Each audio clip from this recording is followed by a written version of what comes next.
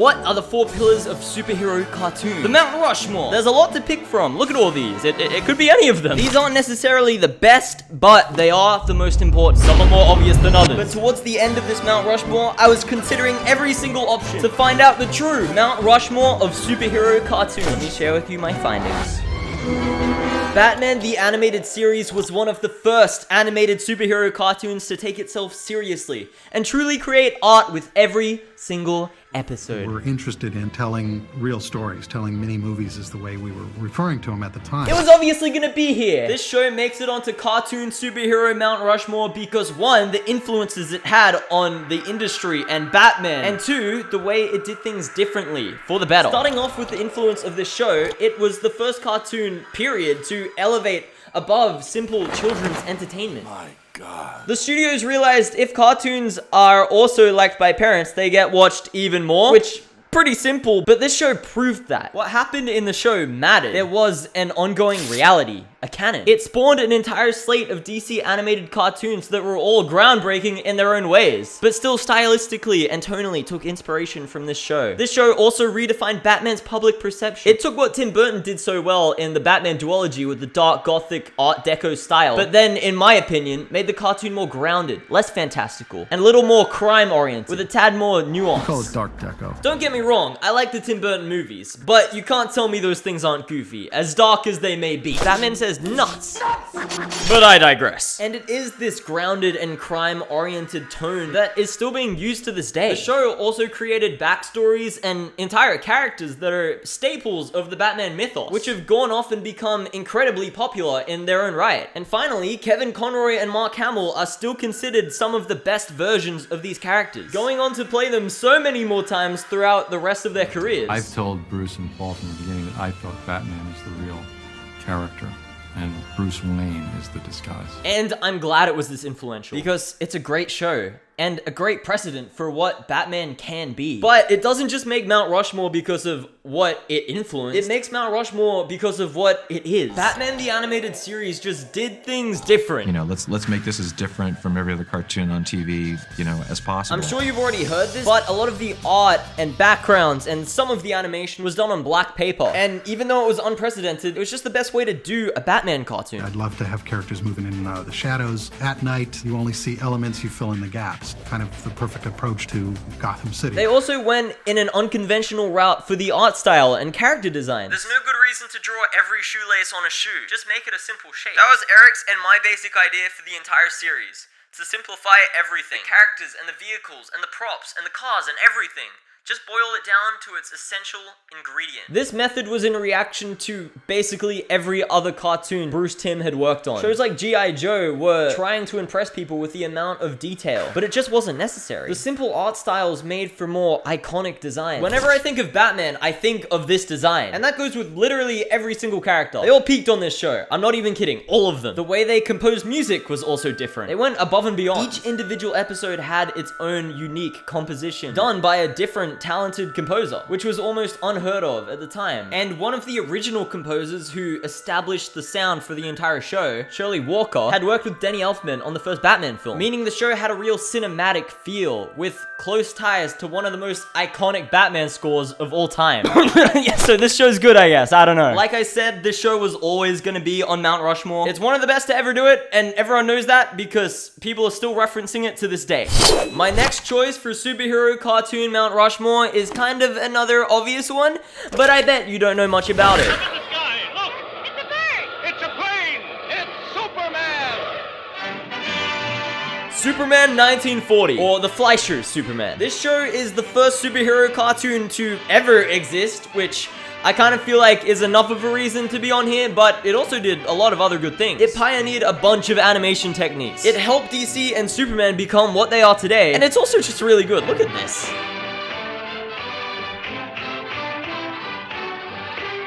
But before we get into the Superman show, I've got something to show you. This video is sponsored by Aura. Last year saw a number of high-profile data breaches from companies and institutions such as Dell, Ticketmaster, and National Public Data. Hackers retrieved hundreds of millions of full names, addresses, dates of births, phone numbers, and even social security numbers. If you haven't been taking your personal information online seriously, now's the time to change that. And you can do so with today's sponsor, Aura. Aura monitors your personal data, including your social security number, across billions of data points like the dark web and public court records to alert you about potential identity theft. They also provide up to $5 million in identity theft insurance in case the worst happens. Plus, Aura offers a variety of other features to keep you safe online, including real-time alerts for data breaches, a VPN for secure browsing, data broker opt-out to stop companies from selling your personal information, a password manager to help you create and store strong passwords, and more. I'm not leaving myself vulnerable to data breaches. And if you don't want to either, you can go to aura.com/lilquaser to try 2 weeks for free. That's enough time for Aura to find out if any of your personal data has been exposed. Thank you, Aura, for sponsoring this video.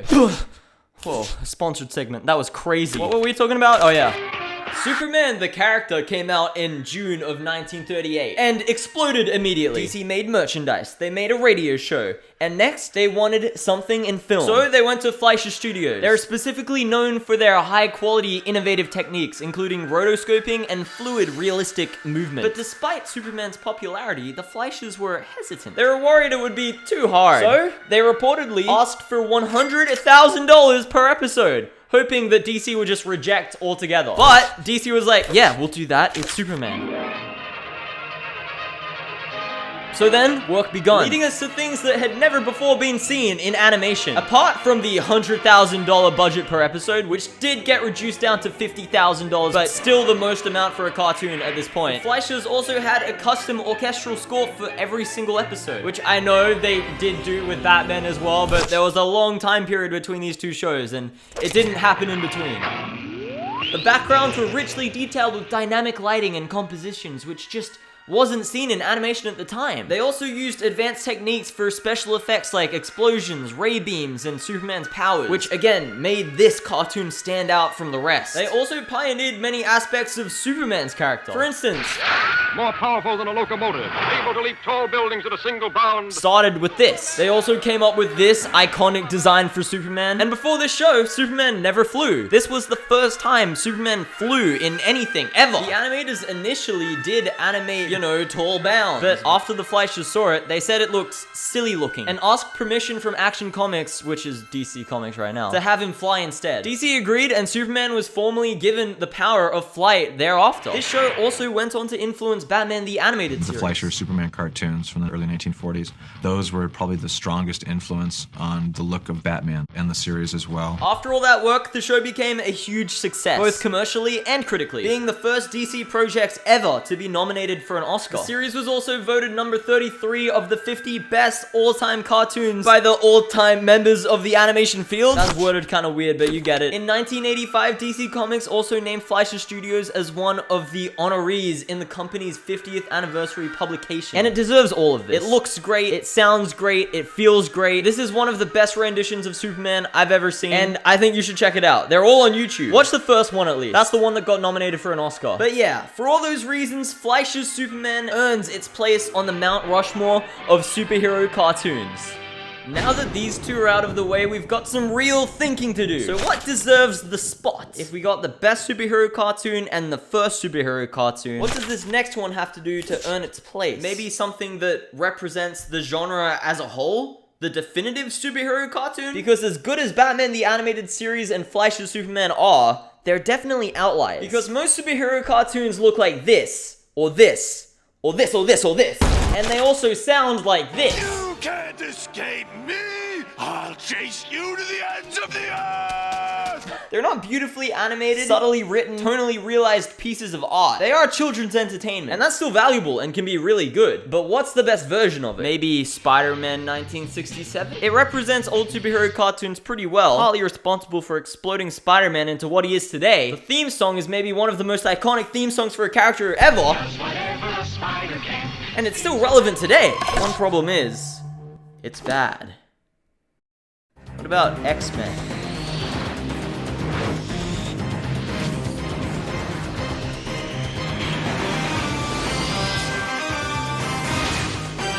Yeah, let's go with X-Men. Like I said before, I think this does represent superhero cartoons as a whole, especially the older ones. Before the 2000s, superhero cartoons had bright colors, unsubtle dialogue. Where am I?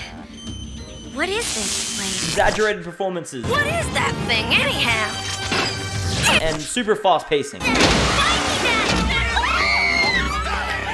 Can't you do something? What do you want me to do?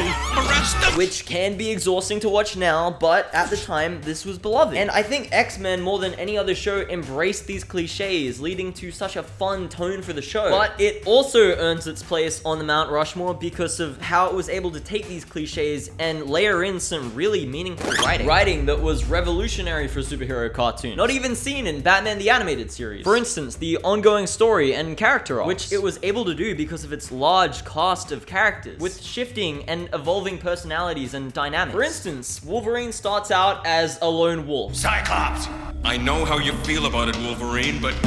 But over the course of the show, warms up to everyone and eventually becomes a team player and leader. Don't try to stop me, Logan. I wouldn't. I just wanted to say good luck. And this arc isn't resolved in like a two-parter. Wolverine's journey ebbs and flows throughout the entire show as you see him clash with certain characters and warm up to others, which just makes for really good TV. You've also got Jean Grey's character arc leading to the Dark Phoenix saga. You've got Magneto's character arc starting out as a complete villain and then slowly becoming more of an anti-villain. And that's only 3 out of the expansive cast of characters in this show. Why would anyone do something like that?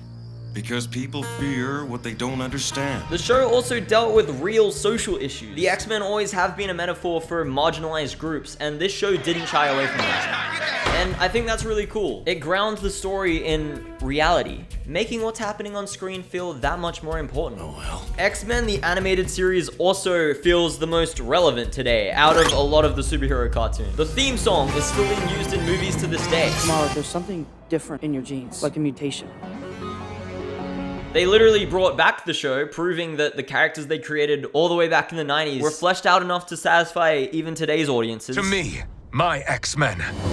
And similarly to Batman the Animated Series, when I think of the X-Men, I picture this team, with these characters, with these conflicts, with these designs. So, X-Men the Animated Series deserves to be on the Mount Rushmore of superhero cartoons. It represents the genre perfectly, kind of being a different side of the same coin to Batman the Animated Series. It elevated what superhero cartoons could do in terms of writing. And in my mind, and I think most people's minds, this is the definitive X-Men. So moving on to the final place. Okay. Last place. A lot of pressure on this one. By the way, you should subscribe. You've made it this far. I mean, I basically deserve it at this point.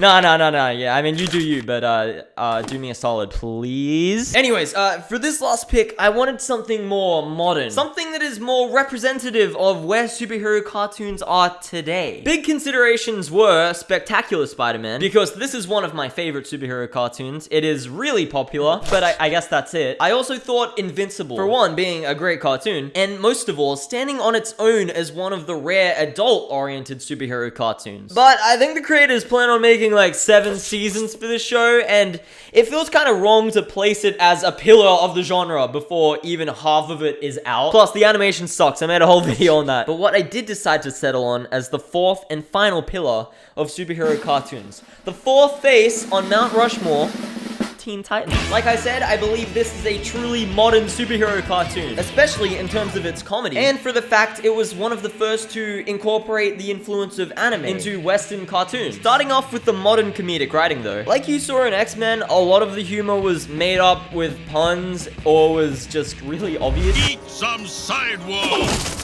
Need salt. Which is okay because comedy wasn't the main focus of that show. But in Teen Titans' case, the comedy was integral and I think heavily influenced many of the cartoons going into the 2000s. It was very personality based. Beast Boy is silly, which contrasted with Raven's deadpan sarcasm creates, you know, comedy. Where am I gonna buy my books? I don't remember any bookstore. That's because you never bought a book. Starfire's alien misunderstandings of everything is funny. Cyborg's over-the-top enthusiasm and Robin's obsessive seriousness creates humor. Not if I can help it. This was also one of the first cartoons to do meta comedy really well, with the Control Freak episode, which is huge in cartoons now. It also perfectly struck the balance of being simultaneously for kids, but also very adult at times, which just heightens all of the emotion. They also used animation to their advantage, infusing these stylized moments to make the comedy hit more, which is also something seen in many animes. Which leads me into all the other ways anime greatly influenced this show, and eventually superhero cartoons as a whole. First off, the stylized movements that help the comedy were also used in dramatic moments to great effect. The expressiveness of the characters was also greatly exaggerated, which made for more fun character design and more personality. The action is also amazing. This is one of the most dynamic action cartoons of all time, which is a far cry from a lot of the earlier DC cartoons, which looked good, but were a lot slower with their action. This show was also one of the first to balance the episodic and serialized nature of cartoons. Each season revolves around one centralized narrative, but then takes breaks every now and again to focus on smaller in scale character-focused episodes, which again is done a lot in cartoons now. So yeah, Teen Titans. I think it truly influenced a lot of what cartoons are today, but there is one problem with this pick. It got cancelled. So the show was never able to fully end on its own terms. The story went incomplete, and it probably means the popularity wasn't there. Maybe it doesn't deserve to be on the Mount Rushmore. Teen Titans Go, on the other hand. Teen Titans Go will never be cancelled. It's the longest running animated superhero show of all time. It's consistently been running Cartoon Network for over a decade. It both started and perfected the genre of kid-centric animated content. And you know what? I think it's kind of funny. I like some of the episodes. I think it's Teen Titans Go. Mount Rushmore, Teen Titans Go.